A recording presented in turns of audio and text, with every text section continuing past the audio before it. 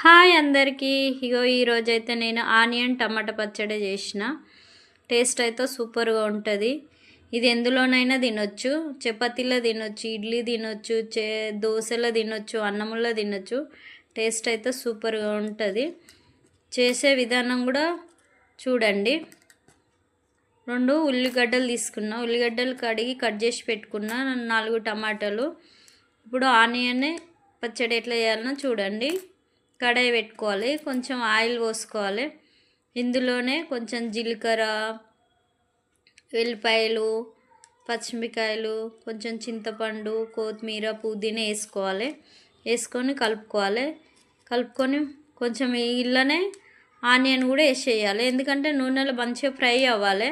నూనెలో ఫ్రై అయితేనే బాగా టేస్ట్ ఉంటుంది. ఇందులోనే పసుపు వేసుకొని, ఉప్పు వేసుకొని బాగా కలుపుకొని కొంచెం బాగా ఉడకాలి. నూనెలో ఫ్రై అవ్వాలి. నూనెలో ఫ్రై చేసుకోవాలి. ఫ్రై చేసుకున్న తర్వాత ఇందులోనే టమాటాలు వేసుకోవాలి. కడిగి పెట్టుకొని కట్ చేసుకున్న టమాటాలు వేసుకోవాలి. టమాటాలు వేసుకొని ఇంకొంచెం ఉప్పు కూడా వేసుకోవాలి. ఎందుకంటే ఉప్పు వేస్తే తొందరగా ఉడుకుతాయి టమాటాలు. ఉప్పు వేసుకొని బాగా కలుపుకొని డక్కన పెట్టాలి. ఉప్పు వేసినాక ఇందులో నుంచి ఎసరు బాగా బయటకు వస్తుంది. ఎసరు కొంచెం గుజ్జుగా అవుతుంది, గ్రేవీ ఎక్కువ అవుతుంది. ఆ ఎసరు అంతా గుంజేదాకా ఉంచాలి. బాగా కలుపుకోవాలి. అప్పుడప్పుడు మధ్యలో కలుపుకొని ఎసరు అంతా గుంజిన దాకా ఉంచాలి. ఎసరు బాగా గుంజిన తర్వాత కొంచెం ఇందులో కారం వేసుకోవాలి.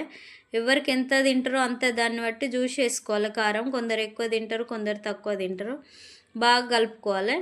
ఇప్పుడైతే ఎసరు అయితే కొంచెం ఉంది, కొంచెం సేపు ఉంచాలి. కొంచెం సేపు ఉంచితే ఎసరు అంతా గుంజేస్తుంది.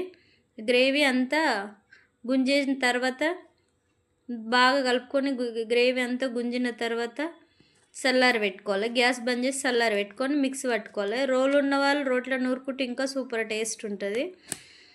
మిక్సీ పట్టుకున్నా సూపర్ టేస్ట్ ఉంటుంది. ఇప్పుడు బాగా చల్లారెట్టి మిక్సీ అయితే పడుతున్నాం. మిక్సీ పట్టిన తర్వాత దీన్ని పోపు పెట్టుకోవడమే అస్సలు టాస్క్. ఏ పచ్చళ్ళైనా పోపు తర్వాత వేసుకుంటేనే సూపర్ టేస్ట్ ఉంటుంది. ఇప్పుడు కడాయి పెట్టుకొని నూనె పోసుకొని జీలకర్ర వేసుకోవాలి. జీలకర్ర వేసుకున్న తర్వాత ఒట్టిమిరపకాయలు చాలా ఇంపార్టెంట్ ఇలా టేస్ట్కు. ఒట్టిమిరపకాయలతోటే టేస్ట్ వస్తుంది. జీలకర్ర వేసుకున్న ఇప్పుడు ఒట్టిమిరపకాయలు వేసుకోవాలి. 4-5 ఒట్టిమిరపకాయలు వేసుకోవాలి. ఇందులోనే కరిమాకు వేసుకోవాలి. మంచిగా నూనెలో ఫ్రై అవ్వాలి. నూనెలు మంచిగా ఫ్రై అయినాయి. ఇప్పుడు టమాటా పచ్చడిలో పోపు వేసుకోవాలి. పోపు ఇట్లా రావాలి. ఇట్లా వచ్చినప్పుడే టేస్ట్ అనేది సూపర్గా ఉంటుంది. టేస్ట్ అయితే అదిరిపోతుంది. నచ్చితే మీరు కూడా ట్రై చేయండి.